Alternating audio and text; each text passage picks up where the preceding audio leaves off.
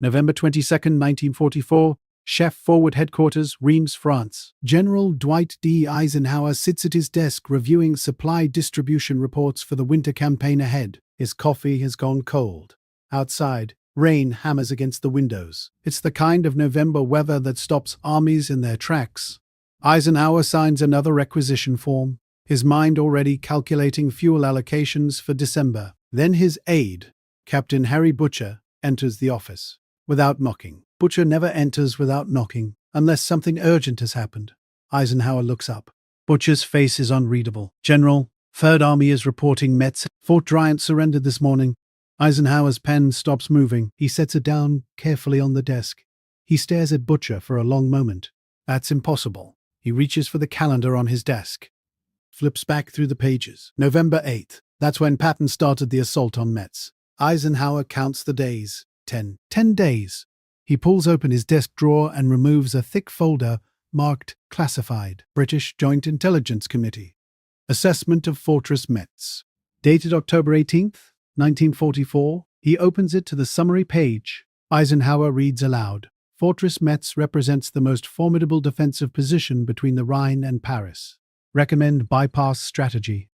Direct assault estimated 180-day operation. 45,000 to 55,000 casualties, requiring minimum 8 divisions with full air support. Eisenhower looks up at Butcher. British intelligence estimated 6 months, minimum. Patton's only been at it for 10 days.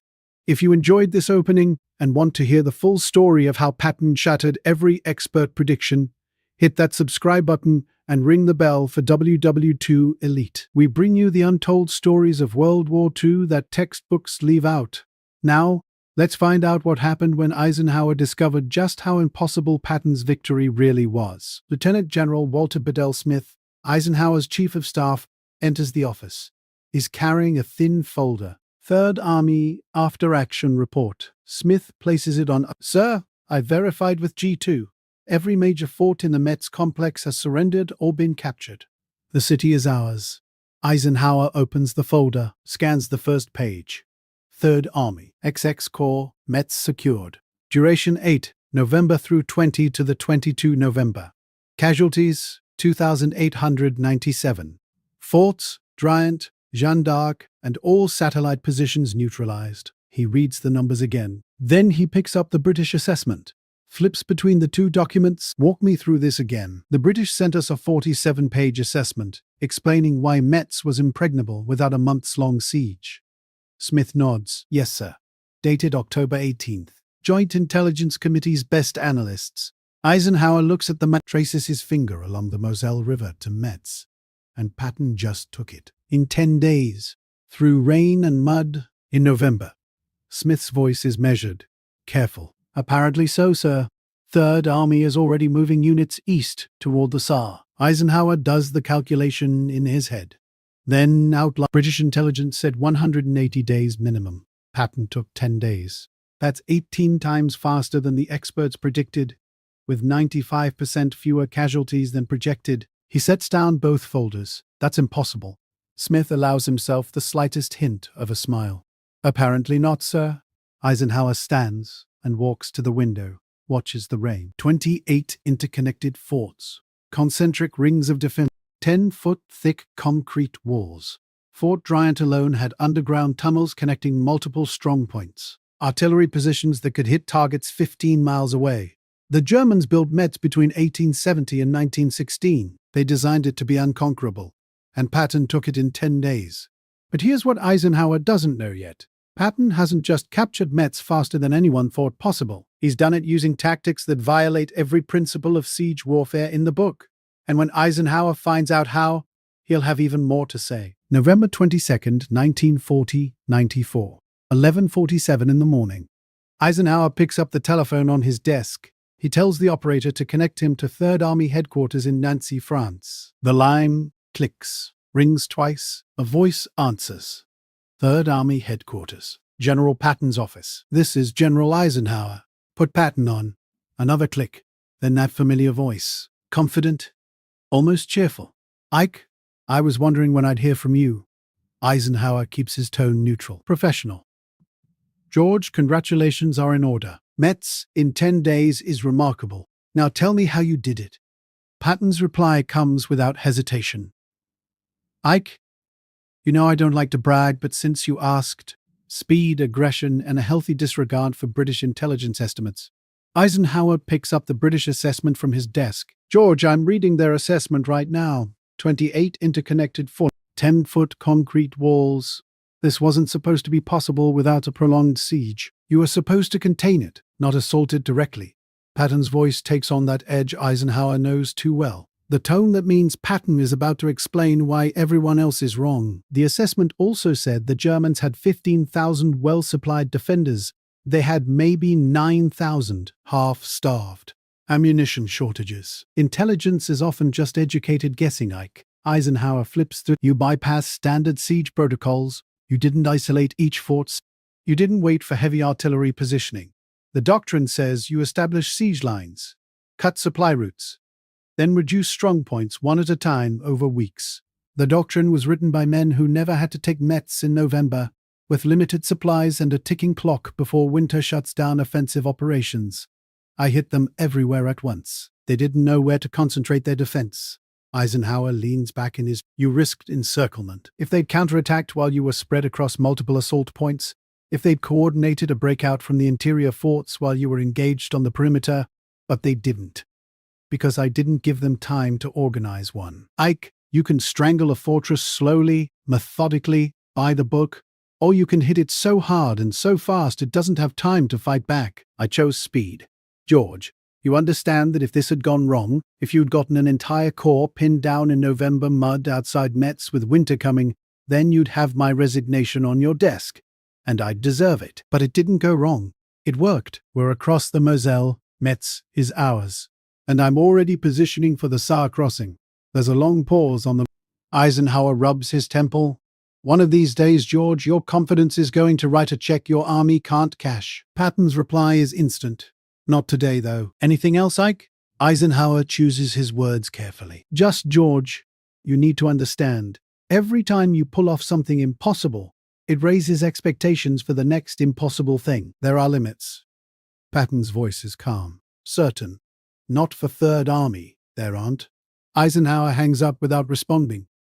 He sits back in his chair, stares at the map on the wall, says to no one in particular, he actually did it. Smith, still in the office. Sir, there's something else. Patton's diary entry from this. Our liaison officer saw it. Quote, Ike called to congratulate me on Metz. I could tell he was equal parts impressed and annoyed. Good. End quote. Eisenhower shakes his head slowly. Of course he wrote that. Smith places another folder on the desk. Sir, you should see this. We're receiving inquiries from other commands. Questions about resource allocation. Questions about why their objectives are taking longer than Patton's. And here's where Eisenhower's problems with Patton's impossible victory are just beginning. Because when word reaches London, and then Berlin, about what happened at Metz, it's going to trigger a chain reaction that no one saw coming. November 23rd, 1944, London. The British Joint Intelligence Committee receives a formal inquiry from Chef.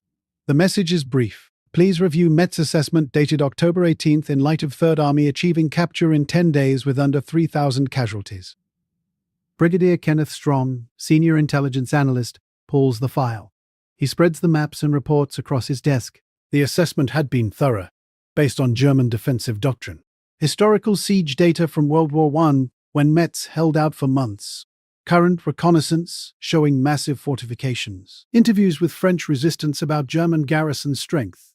Strong reads through the original conclusions. Impregnable without sustained siege. Minimum 6 months. Minimum 8 divisions. Expected casualties in excess of 50,000. He picks up Third Army's after-action report. Scans the details. Assault initiated November 8.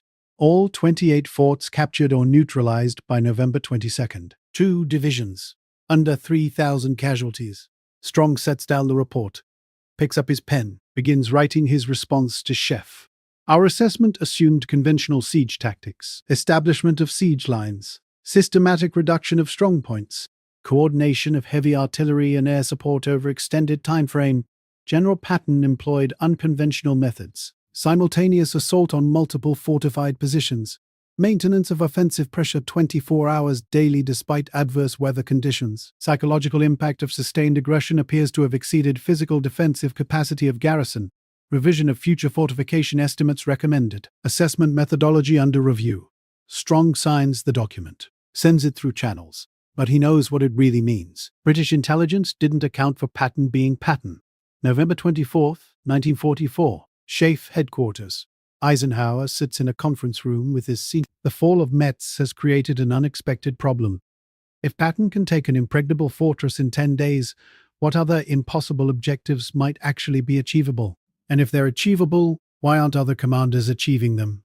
The questions are coming from every direction. A message arrives from British Field Marshal Bernard Montgomery, 21st Army Group. Eisenhower reads it aloud to his staff. If Patton required only 10 days for Metz, perhaps 3rd Army needs fewer supplies than currently allocated. Recommend redistribution to 21st Army Group for Northern Thrust. Smith shakes his head. Sir, if we reduce Patton's supplies based on his success, we're punishing him for being effective. Eisenhower picks up a pen, begins writing his response to Montgomery. Metz fell because Patton had adequate supplies and used them aggressively. Not recommending we test whether fortresses fall with inadequate supplies. But even as he writes it, Eisenhower knows the damage is done. Patton's success has created a political nightmare. Every Allied commander now has to explain why their objectives aren't being achieved as quickly. And none of them have Patton's answer. Because Patton's answer is just be Patton, which isn't transferable, isn't teachable, isn't doctrine. While Allied commanders argue about supply allocations, Patton is already preparing for his next objective. And this one is going to be even more shocking. Because Patton doesn't see Metz as an endpoint. He sees it as momentum. November 25, 1944, German High Command. Oberkommando der Wehrmacht, East Prussia. A report lands on the desk of General Alfred Jodl, Chief of Operations Staff. The report is marked urgent. Jodl reads the first line. Fortress Metz has fallen. He stops, reads it again. Metz was supposed to anchor the West Wall defense for the winter. Metz was supposed to buy time for reinforcement of the Siegfried Line. Metz was supposed to be unconquerable. Jodl walks down the corridor to the briefing room. Hitler is inside, reviewing maps of the Eastern Front. Jodl enters, presents the report. My Führer, we've received confirmation from Army Group G. Metz has fallen to American Third Army. Hitler looks up from the map. His eyes narrow. How long did they hold? Jodl hesitates. 10 days, my Führer. Hitler's hand slams. 10 days. Metz held against the French in 1870. Against us in 1918. We fortified it for 4, and it falls in 10 days. Jodl keeps his voice steady. Third Army, General Patton's command. Hitler stands, walks to the map of the Western Front. His finger traces the line of the Moselle River. Stops at Metz, moves east towards the Saar. This is Patton. Of course it's Patton. Where is he now? Jodl points to the map. Third Army is advancing toward the latest intelligence suggests he's positioning for a crossing attempt. Hitler turns to face Jodl directly. Stop him. Pull units from 15th Army, if necessary. Pull them from the Ardennes reserves if you must. Whatever it costs, stop Third Army. The fall of Metz triggers an immediate reorganization of German defenses in the West. Units are redeployed. Ammunition stockpiles are moved. Defensive lines are It becomes clear to German High Command that the primary threat isn't Montgomery's 21st Army Group in the north. It isn't Hodges with 1st Army in the center. It's Patton, 3rd Army. The force that just did the impossible, and might do it again. By the end of November, Eisenhower faces a decision that will define the winter campaign. Does he rein in Patton before Third Army overextends itself? Or does he let Patton keep going and see what else might be possible when you stop listening to the experts? December 1st, 1944. SHAEF Forward Headquarters. Eisenhower receives a detailed analysis from his operations staff. The report breaks down exactly how Patton captured Metz, and the more Eisenhower reads, the more disturbed he becomes. Not because Patton failed, but because Patton succeeded by violating everything Eisenhower thought he knew about siege warfare. Standard siege doctrine, established by the French military engineer Vauban in the 1700s, refined through centuries of warfare. Proven in World War I, the doctrine is clear. Isolate the fortress. Cut supply lines. Position artillery for sustained bombardment. Assault one strong point at a time. Consolidate gains. Repeat. Timeline. Months. acceptable, predictable, safe. Patton's method. According to the after-action report, assault all 28 forts simultaneously or in rapid sequence. Never allow defenders to reinforce weak points. Use speed and aggression to create psychological collapse before physical collapse. Accept higher risk for exponentially faster results. Timeline. Days. Unacceptable by doctrine. Unpredictable in outcome. Definitely not safe, but it worked. Eisenhower reads the individual unit reports. 5th Infantry Division after-action report. Assaulted Fort Bryant directly on November 8 despite intelligence suggesting it was impregnable. Bypassed outer defenses using smoke and covering fire. Penetrated inner works within 72 hours using flamethrowers and close assault tactics. Standard doctrine would have recommended weeks of artillery bombardment first. XS Corps Commander, Major General Walton Walker, report summary. General Patton's order was clear. I don't want Metz contained. I want it captured, now. We attacked in weather conditions British High Command said made offensive operations impossible. 95th Infantry Division Commander, Major General Harry Twaddle. Personal observation. We were given 48 hours to break through positions the Germans spent 40 years fortifying. It shouldn't have worked. But Third Army doesn't operate on should. Eisenhower sets down the reports. Looks at Smith. George ignored every principle of siege warfare and succeeded anyway. Smith nods. Yes, sir. Which raises an uncomfortable question. Are the principles wrong? Or is Patton just that far outside normal parameters? That's the question keeping Eisenhower awake at night. Because if the principles are wrong, then everything needs to be reconsidered. But if Patton is just an anomaly, then his methods can't be replicated, can't be taught, can't be relied upon. Meanwhile, messages are arriving from other theaters, from other commanders. A private memo from Montgomery to Churchill, later obtained through intelligence channels. Patton's capture of Metz, while admittedly impressive, represents a dangerous deviation from sound military practice. Success does not validate recklessness. A letter from Bradley to Patton's immediate superior, 12th Army Group. George took a calculated risk that happened to work. I'm glad it did because, if it hadn't, I'd be the one explaining to you why we lost a corps at Metz. Eisenhower writes his own assessment in a letter to General George Marshall, Army Chief of Staff, dated November 27th. Patton has once again achieved what experts deemed impossible. This creates both opportunity and complications. Other commanders now question why their objectives require months when Patton's require days. I cannot explain that Patton operates on principles I'm not sure even he could articulate. It's aggression. It's a fundamental refusal to accept limitations. I don't know how to bottle that. I don't know how to teach it. I just know that when I need the impossible done, there's only one person I call. By November 22nd, Third Army hadn't just captured the fortress city, but they'd done far more. Captured or neutralized all 28 forts, every single one. Secured bridgeheads across the Moselle River, critical for future operations. Advanced 50 miles beyond Metz toward the Saar, already positioning for the next offensive. Taken 6,000 German combat-effective enemy forces removed from the battlefield. Destroyed or captured over 100 artillery pieces. German defensive capacity significantly reduced. All in November 8th through 22nd.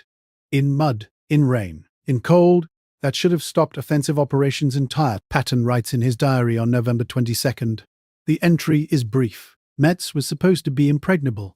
So was every other fortress in history until someone took it. The difference between a fortress and a tomb is usually just a question of will. When Eisenhower reads that entry later through intelligence channels, he'll understand something fundamental about Patton. The man doesn't just fight the enemy. He fights assumptions. He fights conventional wisdom. He fights the word impossible itself. December 2nd, 1940.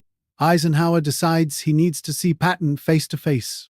Not over the phone, not through messages. He needs to look Patton in the eye and understand how. He travels to 3rd Army headquarters in Nancy, France. It's been 10 days since Metz fell.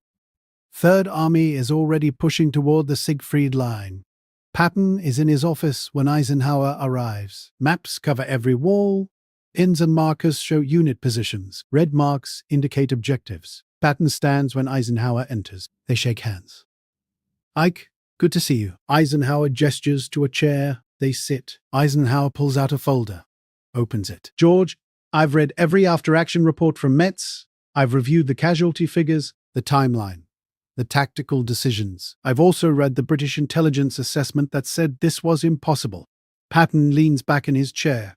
British intelligence also said the Afrika Corps couldn't be beaten in open desert. I seem to recall proving them wrong about that too. Eisenhower taps the folder. You assaulted fortified positions that should have required weeks of artillery preparation. You attacked in weather that grounded air support. You spread your corps across multiple simultaneous objectives when doctrine says, concentrate force on single points. Patton meets Eisenhower's eyes. Yes, sir. And it worked? That's not the point. Patton cuts him off. His voice is respectful but firm. With respect, Ike, that's exactly the point. Doctrine is a guide, not a cage. If I'd followed doctrine, we'd still be outside Metz in March, with 50, and a winter campaign we'd have lost because I was too timid to take a calculated risk in November. Eisenhower stands, walks to the map on the wall, studies it, traces the line from Metz to the Saar River. The Siegfried line is next for you, isn't it? Patton stands as well. Yes, sir. I'm positioning XX Corps now. Eisenhower turns to face, and I suppose British intelligence has another assessment telling me that's impossible too? Patton allows himself a slight smile. Probably. Would you like me to wait for it, or should I just go ahead and prove them wrong again? Eisenhower is quiet for a long moment. Then something shifts in his expression. Not quite a smile, but close. George, one of these days you're going to attempt something that actually is impossible, and I'll have to explain to Marshall and the President why I let you. Patton's voice is steady, confident. When that day comes, Ike, I'll hand you my stars personally. But today is... Eisenhower walks toward the door. Then he stops, turns back. This is the moment he's come here for. The words he needs to say. The acknowledgement that needs to be given. You actually did it, George. Metz in 10 days. I didn't think it was possible. Neither did anyone else. Churchill didn't think it was possible. Montgomery didn't think it was possible. British intelligence wrote a 47-page report explaining why it wasn't possible, but you actually did it. Patton nods slowly. You want to know the secret, Ike? Everyone keeps telling me what's impossible. I just don't believe them. Eisenhower holds his gaze. Keep not believing them. But George, don't make me regret giving you Third Army. Patton stands at attention. Too late for that, sir. You gave the army to the right man. History will prove it. This exchange represents something deeper than just two generals discussing a battle. It's a fundamental tension in military leadership, the balance between calculated risk and recklessness, between innovation and doctrine, between what the experts say is possible and what a determined commander can actually achieve. Eisenhower's words, you actually did it, they aren't just congratulations. They're an admission. An admission that Patton had shattered every assumption Chef and Allied High Command had made about what was achievable in the winter of 1944. Every projection, every timeline, every calculation, Patton proved them all wrong. And Patton's response, I just don't believe them. That encapsulates his entire command philosophy. It wasn't recklessness, it wasn't ego. It was a refusal to accept expert limitations as absolute truth. Patton questioned assumptions. He tested them against reality, and when they proved false, he acted. Metz was supposed to be a fortress that couldn't fall without months of siege. Ancient defenses, modern fortifications, German determination, all the ingredients for an impossible objective. It fell in 10 days. Not because of superior weapons, not because of overwhelming numbers, but because one general refused to believe it was impossible. The fall of Metz sent shockwaves through both Allied and German commands. The strategic effects cascaded through the remainder of the war. Immediate military impact.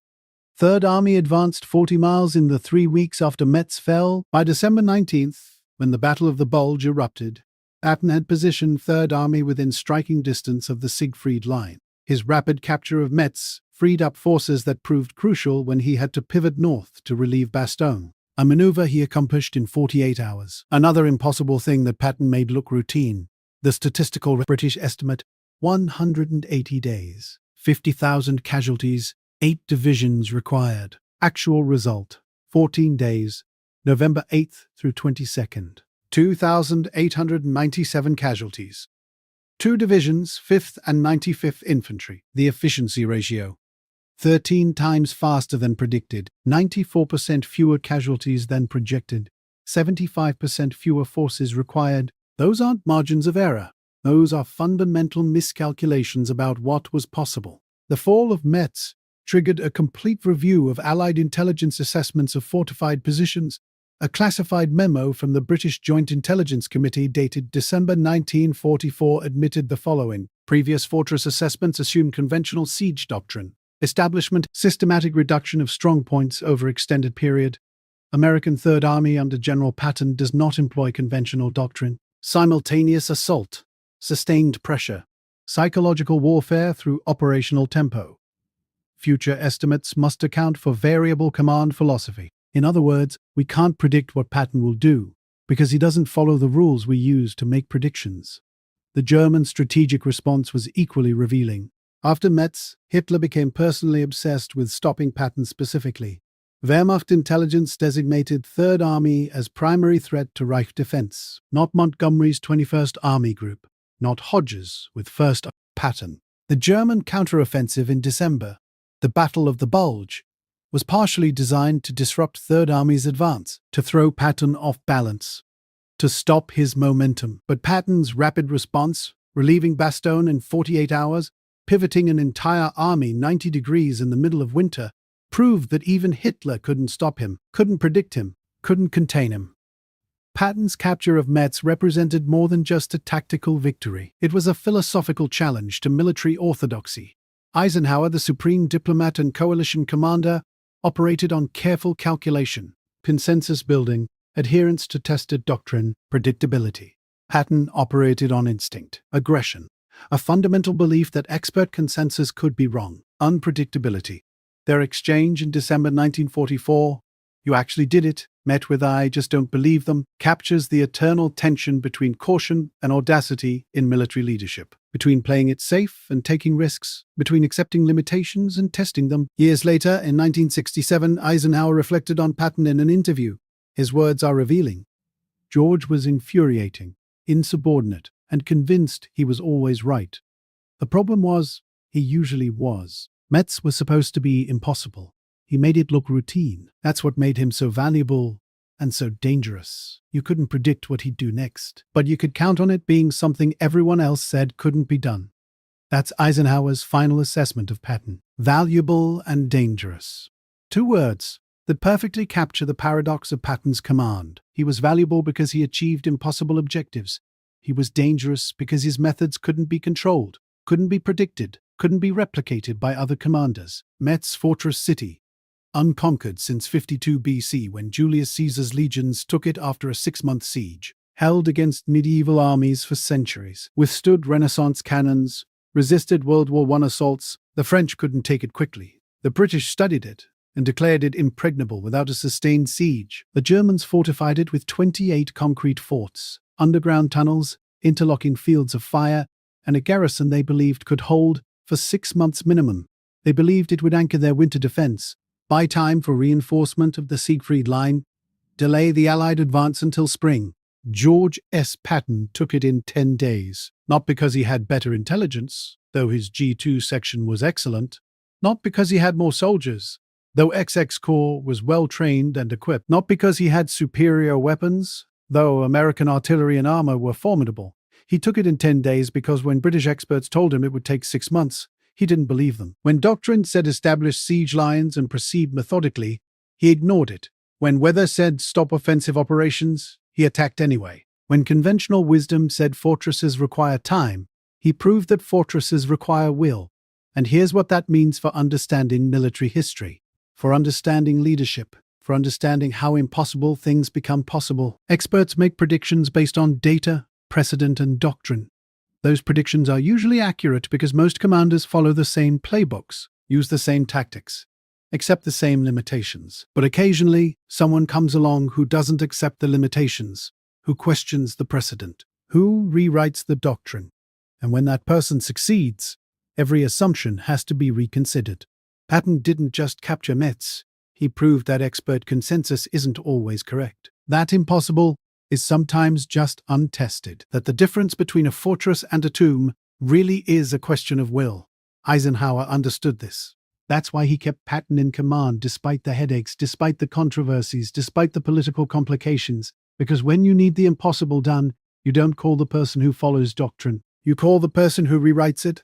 10 days. Metz fell in 10 days, and the shockwaves from that victory rippled through the rest of the war. shaped the Allied advance, forced German redeployment, changed the strategic calculus for everyone involved. All because one general looked at the word impossible and decided not to believe it. If you made it this far, you're exactly the kind of history enthusiast we create content for here at WW2 Elite. Stories like this, the ones that challenge everything we thought we knew about the war, these are what we're all about. Hit that subscribe button, ring the notification bell, drop a comment below and tell us which impossible moment from World War II you want us to cover next. We read every single comment. And remember, history isn't just about what happened. It's about understanding why everyone thought it couldn't happen and how someone proved them wrong anyway. Thanks for watching WW2 Elite. We'll see you in the next one.